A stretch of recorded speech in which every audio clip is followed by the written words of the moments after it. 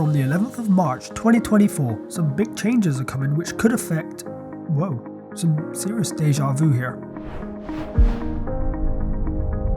Hey everyone, and welcome to The Savvy Squaddy. In this video, I'm going to cover the Modern Accommodation Offer, which comes into effect from the 11th of March 2024. But wait, wasn't the new accommodation offer coming into effect then? Yes, it was, but not anymore. Let me explain. The NAO hit the media with a bunch of headlines, a petition was started garnering over 20,000 signatures, it was discussed within the Defence Committee, and it created quite a debate online.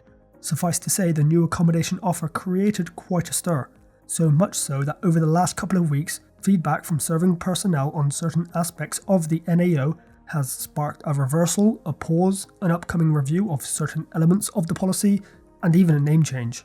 Before we get into the details of what is now known as the Modern Accommodation Offer, I do just want to share a few points. The debate has exacerbated an us and them mentality. Resentment is rife within both the OR and OF cohorts. I'm not going to get into the nitty-gritty details in this video because I want it to be mostly informative. But what I will say is for people to step out of their echo chambers. There are completely valid points from both sides. This is not a black and white debate, and the arguments are so much more nuanced than just the classism, elitism, entitlement, snobbery, etc. of officers. Although some of the comments from both OFs and their partners have not helped with that perception, and neither has the media, but then they are in the business of starting and stoking fires rather than putting them out. Many of you have been guilty of just reading the media headlines and basing your opinions from that, rather than taking the time to actually understand the implications of the policy. I would say there are many positive ones, but there are negative ones which shouldn't be ignored and do need addressing. But you won't be aware of that, of course, if you just get your information from these very one-sided Facebook and WhatsApp groups. I also want to highlight something called Hanlon's Razor. This says, don't attribute malice that which can be explained by stupidity. I always try to keep this in mind when I feel done wrong by, to stop me going down the professional victim route. And yes, many of you from both cohorts have gone down that route. The changes to the policy were more than likely done with good intentions. However, the conclusions they came to were more than likely through a mis- and uninformed understanding of the potential implications, which of course could have been mitigated by proper stress testing and red teaming, something I'm sure the follow-up reviews will do. After all, if the reported number of 69 interviews is true, then that clearly is not a big enough sample size to properly stress test a policy with this level of changes. Undoubtedly, this is not a great look for the MOD, and it has objectively damaged the trust amongst both cohorts. Even more so now, this is quite an emotive topic, and as hard as it may seem, try to think objectively and rationally, because leaving unproductive, uninformed, malicious comments add absolutely no value to the debate. Hopefully that has got through to at least some of you, but enough of that, let's get into the actual details of the Modern Accommodation Offer. I'll start off by highlighting what is coming into effect as of the 11th of March 2024, and first up, that is the extended SLA Waiver. Now, this is one of those aspects that has been reversed. Initially, the dual accommodation expense was going to be introduced, which would have seen a refund of SLA charges up to a cap of £125 per month for eligible serving personnel. Then, at the beginning of April 2024, the SLA waivers that applied to PSTAT Cap 1 and 2 in the Navy and the RAF, and the over 37s package in the Army would cease to exist, and those individuals would start paying SLA charges and claim back the £125 per month under the DAE. This is no longer happening. A relief, I'm sure, to those who would have experienced a pay cut.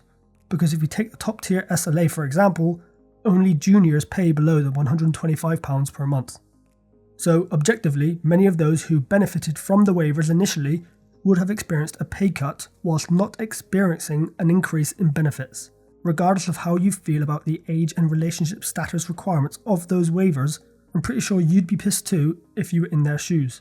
Because of this and other feedback, the dual accommodation expense is being paused/scrapped, and those SLA waivers are coming back, but including an additional cohort, but with a caveat. Those who are already benefiting from the waiver will continue to do so. You need not do anything. This updated waiver removes the age and relationship status requirement. So, as of the 11th of March 2024, you can now benefit from this waiver and not pay a penny for your SLA if you meet the following criteria. You have finished Phase 1 training and are a regular or on an FTRS FC engagement, and you require single living accommodation at your duty station, and you have a main home over 50 miles away from your duty station, which is recorded on JPA as your selected place of residence. Meet those 3 criteria and you won't pay a penny for SLA for at least the next 12 months. I did say there was a caveat. This appears to be a temporary solution whilst an alternative option is worked out, but if you do benefit from this extended waiver, then you will be given 3 months notice before it is removed, which by the sounds of it will happen at some point.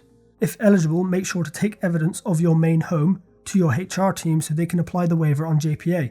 A mortgage statement, a rental agreement, or a council tax bill should suffice. Was this the right move? Should the DAE come back?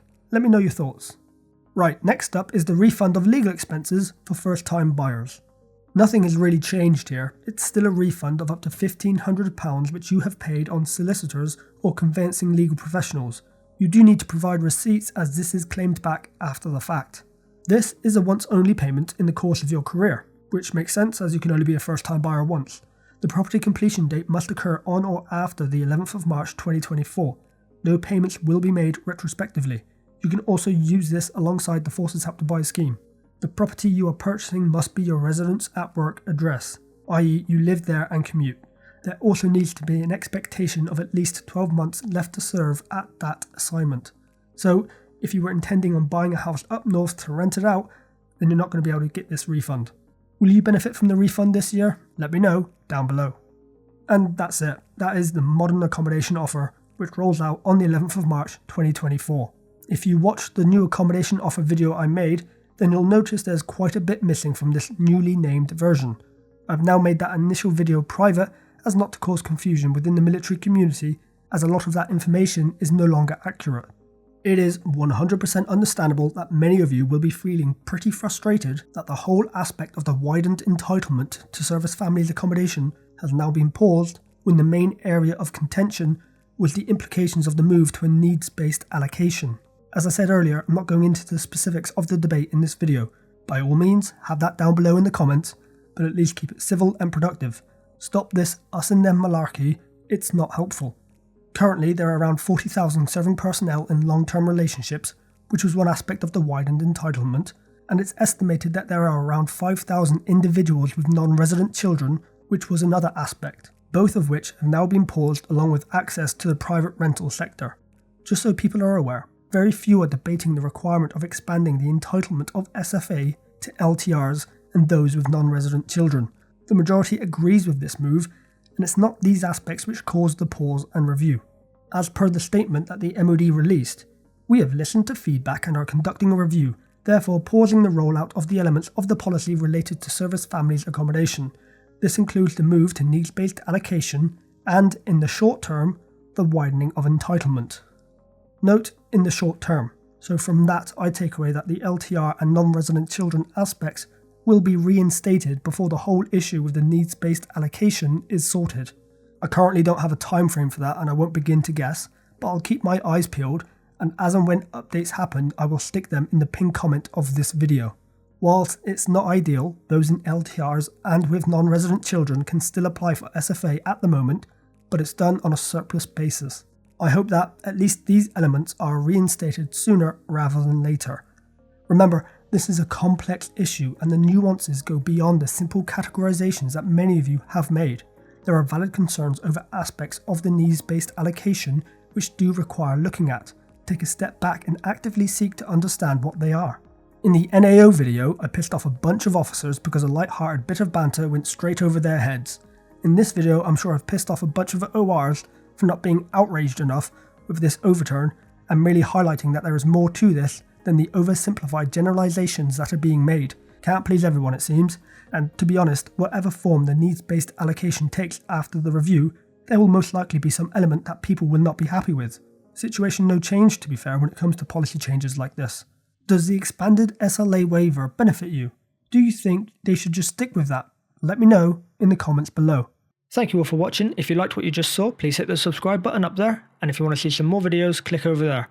See you soon.